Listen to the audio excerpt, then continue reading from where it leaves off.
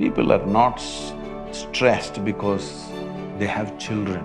This is not because of marriage, this is not because of B school, this is not because of employment. So don't blame yourself for anybody's suffering. They're like that, they're practiced. Just many have become veterans in suffering. Well, you should have this kind of freedom, isn't it so? Huh? Even if I go to hell, I will live well. Actually, many parents in India, they have tension about their child, about fees, 1 lakh, 2 lakh, how shall I pay this? Then I'll become a beggar, what shall I do?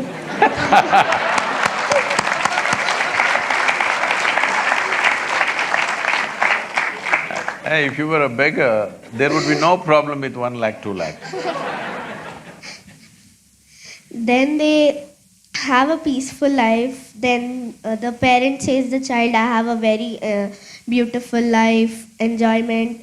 Then after that we think that how do they live happily, because they have these many tensions about the child.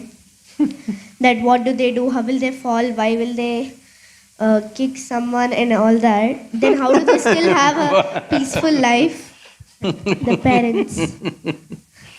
Yes, go on. How do they still have an enjoyment in their life by having a tension still for the kid?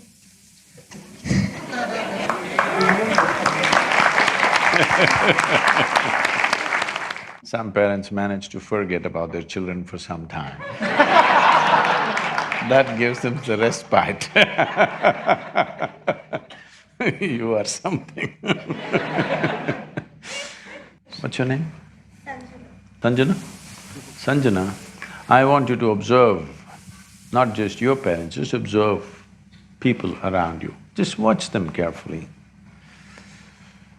Because this all I did in my life when I was your age, simply observing everything, not saying a word about it.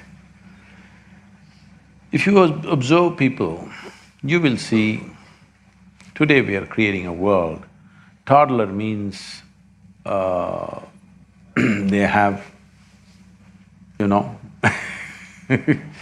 napkin problems. Adolescent means they have puberty problems. Middle age means it's a crisis. Old age, terrible. Tell me one stage of life that people are enjoying. Those who are poor, suffering because they're poor. Those who are rich, they're suffering the taxes. Those who are not educated, they're suffering because they're not educated. Put them to school, enormous suffering. That's what they're saying, tension in the B school. And those who are not married, they're suffering. Get them married. Say, I did not say anything. They're saying it. No children, they're suffering. Give them children, constant suffering, which you are saying.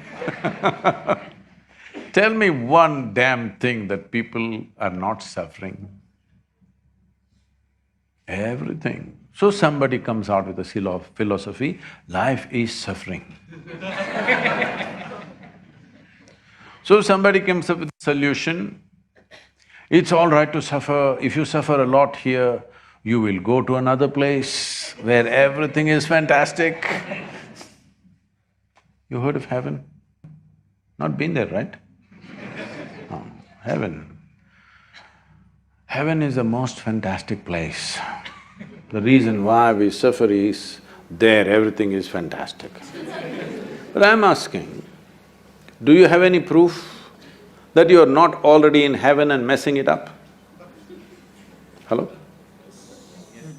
Do you have any proof that you are not already in heaven and making a mess out of it? Just go out and see, I think it feels like heaven, the B school. Maybe you making a mess out of it. Look at this planet. From outside the solar system, look at this planet, all the other planets and planet Earth Does it look like heaven? So you already landed on heaven and making an absolute mess about it, and you want to go to another heaven now because you made a mess out of this. So, people are not stressed because they have children. They don't have children, they're continuously miserable. Children came, little bit spurts of joy, rest is only crying about it. So this is not because of children, this is not because of marriage, this is not because of B school, this is not because of employment. This is simply because human beings have not figured how to handle themselves, that's all. Wherever you put them, something, you give them what you want, make them the king, they're miserable there also. Yes? Yes or no? People have become risen into very high positions, still miserable or no? So this is not because of any situation, definitely not because of a wonderful girl like you.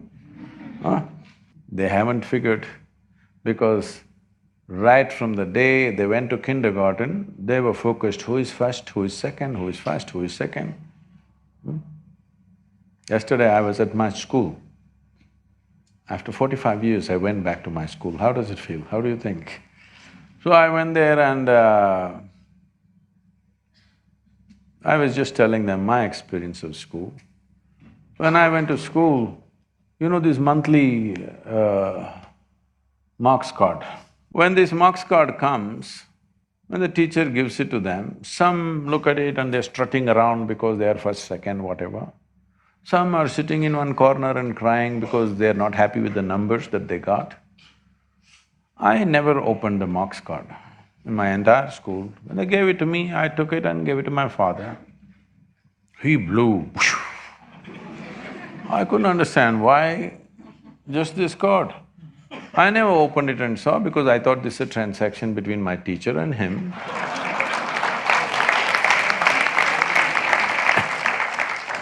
I had no interest in it whatsoever. So I never bothered, but I always saw it. My father is a well-educated, intelligent man, but it disturbed him. For 3 days he blew like a volcano. Looking at this yellow card, they always give a yellow-colored card. Still like that? So, I was wondering, 3 days volcanic experience he's having. Why I'm saying this is, we have set these kind of things. We can't change the entire system tomorrow morning, but we can change ourselves, how we handle this, isn't it? Why is it so important that you have to be ahead of somebody? Why?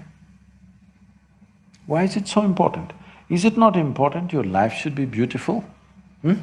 You must be joyful, you must be wonderful, you must explore your full potential. Is this important? Or you want to be better than somebody sitting next to you?